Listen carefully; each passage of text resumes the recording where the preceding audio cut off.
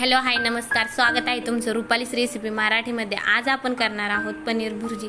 चला तर मग रेसिपीला सुरुवात करूयात। त्यासाठी आपण येथे एक पॅन घेतला आहे। पॅन गरम झाल्यावर त्यात थोडं तेल टाकून जिरी टाकायची आहे। जिरी थोडी तडतडल्यानंतर त्यात बारीक कापून घेतलेले 2 कांदे टाकायचे आहेत।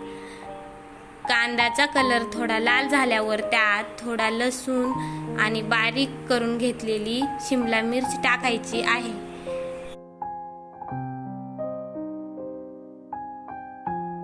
शिमला मिरची टाकल्यानंतर 1 ते 2 मिनिट चांगलं परतवल्यानंतर त्यावर झाकण ठेवून घेऊ। थोड्या वेळाने झाकण काढून त्यामध्ये 1 छोटा चम्मच लाल मिर्च, हळद, घरचा मसाला व 1 चम्मच किचन किंग मसाला टाकून चांगलं हलवून घ्यायचं आहे।